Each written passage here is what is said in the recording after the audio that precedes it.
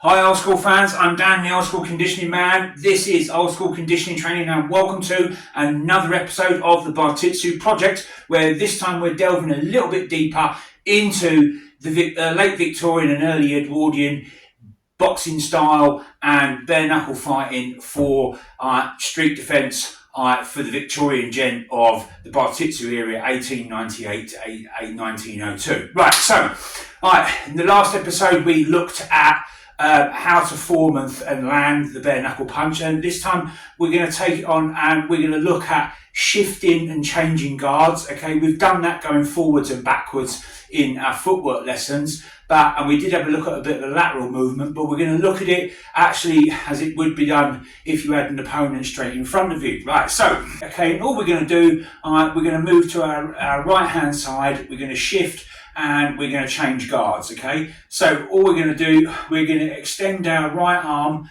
as we step forward and across with our right foot, and then bring the left arm back and extend the arm a little bit, the right arm a little bit more as we bring the left foot back behind. Okay, there. All right, so we now come into right guard. Okay, all right, so I'll go back into left guard. Okay, there. All right, so if we're in true guard and with our opponent, so we're left hand leading and he's left hand leading, that's called true guard.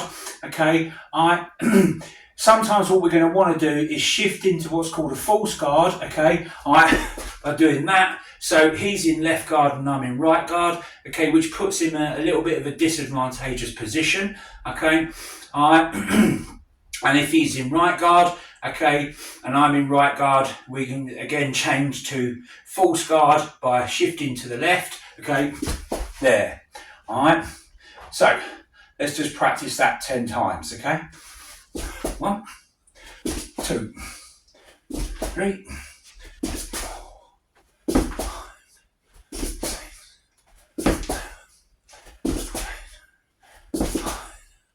6. All right,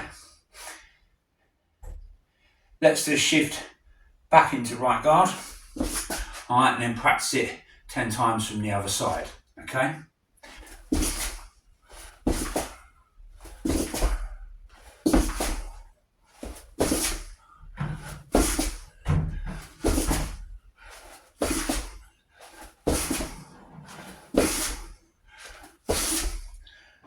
Okay, that brings us back to left guard. Now, you can also do this with a lead punch as well, okay? But you don't want to land the strike as you're changing guard. You want to do it just slightly afterwards, okay? So let's have a look at that.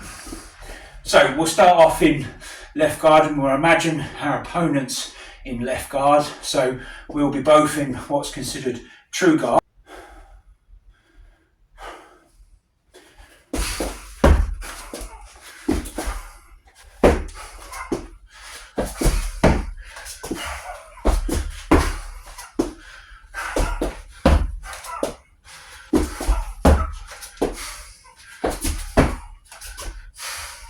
So we can use shifting guard to get out of the way of opponents' punches and get onto their offside a little bit more.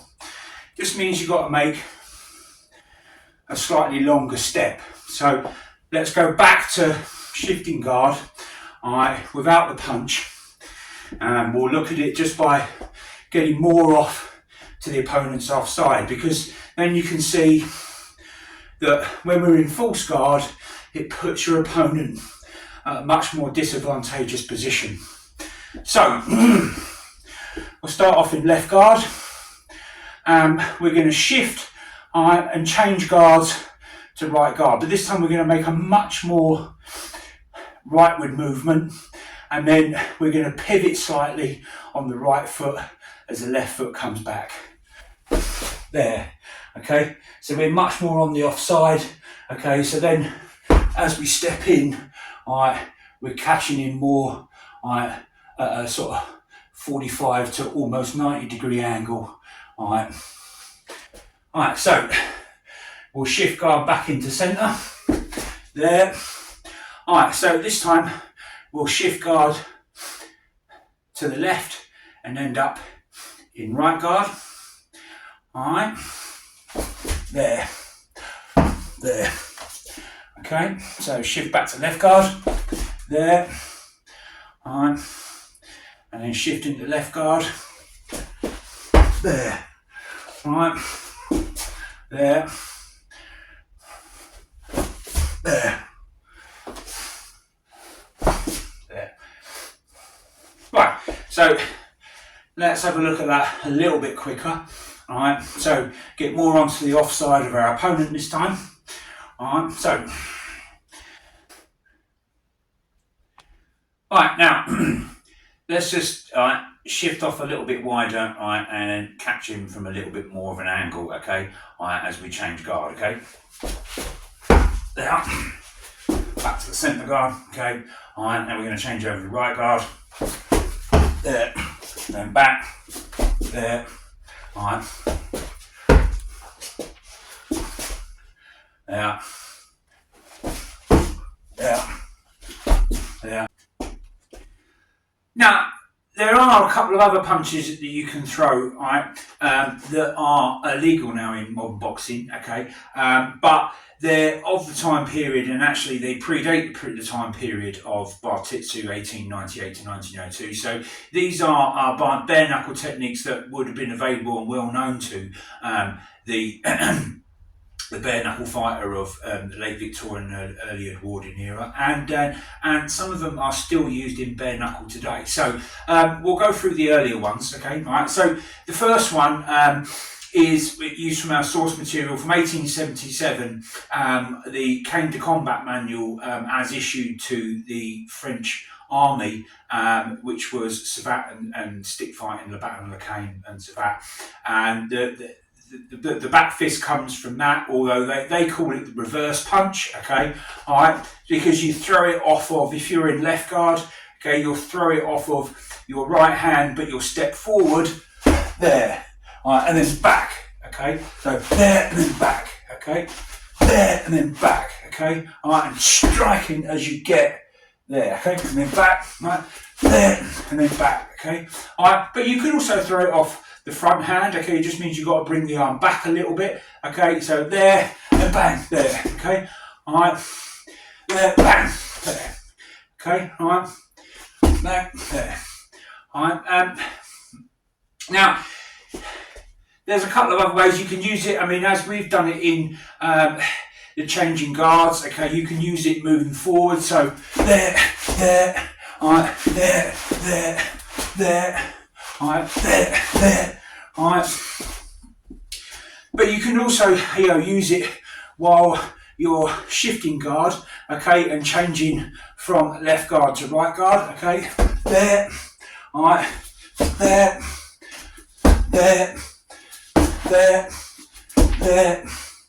alright. Now, there is another way you can throw it that's still used today, right?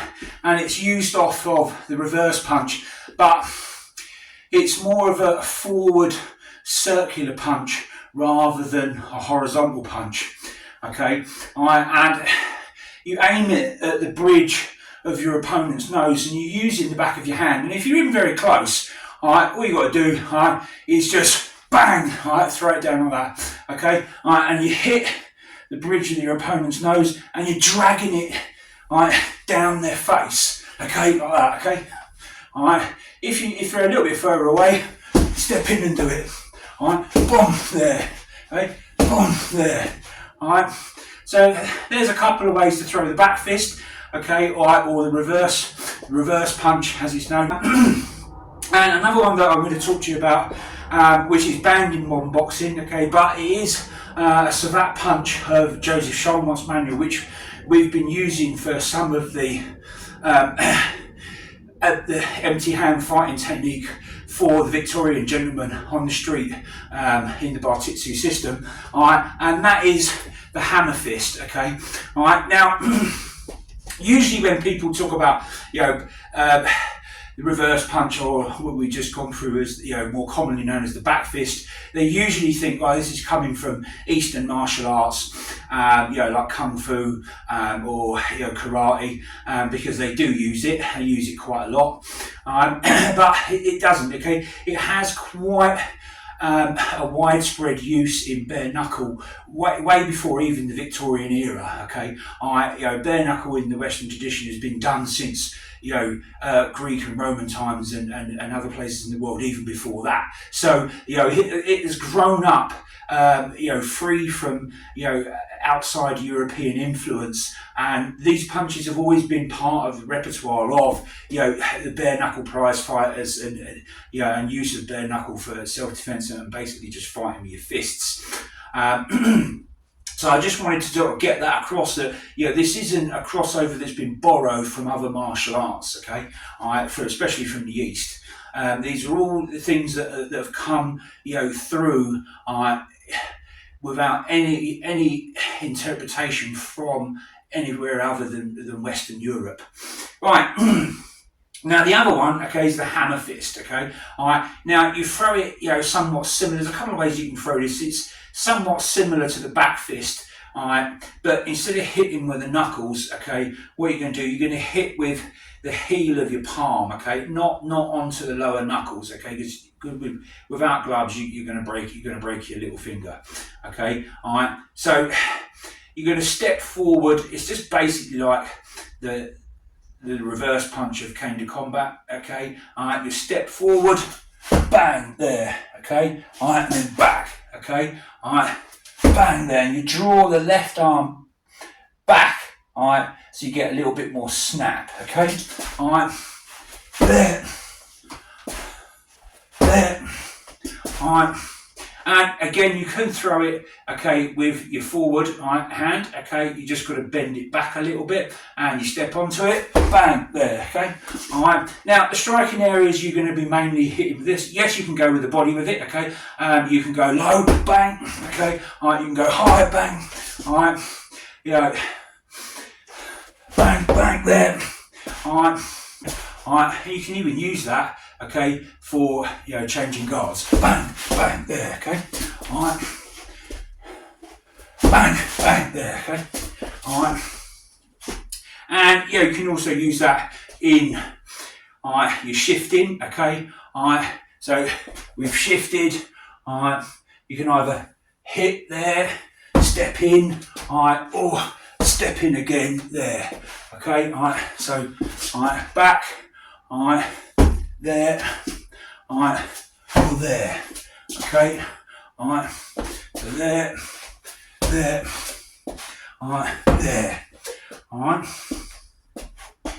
areas of the body, and the vital areas of the body are, you've got a few more in bare knuckle, especially back in the Victorian era, because some of the striking areas that you could use then have been banned now in modern boxing, and like the last two punches we've just mentioned.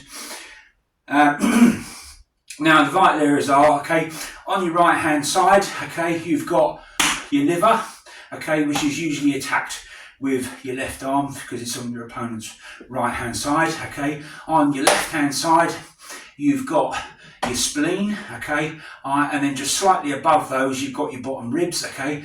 They're quite good to attack because they're floating ribs, okay, and they're not secured in like the other ribs, and you can twist them up underneath the other rib, and that's extremely painful, okay. And you've also got the solar plexus, right? So if you find your breastplate, it's usually about 4 fingers down from there, okay, and a good hard strike into that, okay, that will knock all the wind out of your opponent if you hit him hard enough, because it will just collapse the diaphragm and it will empty your lungs, and usually you can drop someone quite quickly with that. All right, but that they're usually hooks. You can get into the liver and the spleen with straight punches. You just got to get off to the side, bang. Okay, alright, come back in, alright, get out to the side, bang, alright, in with a straight punch, alright. Now, you can also do it, with, a back fist, alright, there, alright, or even a hammer fist there, okay, alright, then back in, and stepping out, boom, there with a hammer fist. All right, stepping out with a back fist there. All right, that will go to the lower body. All right, punches to the sternum. Okay, you can drop punch. All right, into, well, in modern boxing terms, it'd be called a drop punch. Okay, because if they want to add more power into your lead punch, okay, what they'll do is they'll land and strut and drop like that, so it forces more of your body, your upper body, into the punch. Okay, wasn't really called a drop punch back in the late Victorian era, because it was just basically how they punched. Okay, so they tended to land a little bit more powerfully, even though it was a little bit slower. Now, like I said, the striking areas for the reverse punch or the back fist. Okay, you're striking up and forwards. Okay, if you're striking up for the head, okay, the two areas you're going to be looking at, because you're attacking the sides of the head if you're straight onto your opponent, and the two areas you want to go for, okay, is first the temple, okay, and then just below the ear, at the back of the jaw, and on the neck, at the top of the neck, just behind the jaw and below the ear. Okay, that's where you want to be hitting with the back fist if you're going for the head. You can also strike, the sides of the throat, okay, because they're open, and that was perfectly legal in the bare knuckle era. And also you can punch the side of the front of the throat as well. Okay, you can do that with a straight fist. You can even do that by turning in and using a straight hammer fist. Okay, or if you're slightly off to the side, you can bang, you can get onto it with a back fist like that. Now, and other striking areas open to the bare knuckle fighter of the late Victorian period. Okay, and like we said, all the vital areas of the body, we've covered those. The neck, the throat, okay, which is illegal in boxing today, and also another thing that's strike that's illegal in boxing today, your kidneys, okay, very effective punching targets, and you can do a lot of internal damage, and they're quite painful, and for the Victorian city gent using, savate and bare knuckle boxing to defend himself on the streets of Victorian London, okay, he's going to need to chuck all the rules and regulations out the window, and just go with what stops the fight the fastest. Okay, so the other striking areas are, obviously you've got the jaw, okay, you've got the chin, okay, they can be attacked with all punches, and you can also attack them with elbows, but that will be done in another lesson. Okay, and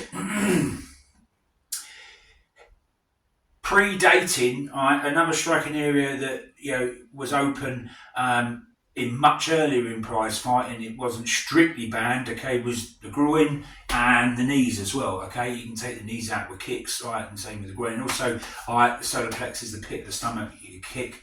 But the London Prize ring rules really put a stop to that. Okay, but that was well before the Michaels Queensberry rules, and that was well before the period we're talking about in 1898 to 1902. But because it's self-defense for the Victorian gent, Bartitsu, street fighting with his bare hands and feet, okay, all the striking areas are in, all the rules are out. Okay, and another couple of striking areas for the head. Okay, you've got the point of the nose, the bridge of the nose. We've already discussed that, using that raking back fist. Okay, like that. Okay, and punching onto in between the eyes, and onto the eyebrows to try and cut the eyebrows. And we've also mentioned the temples. They can be attacked with all manner of punches, okay?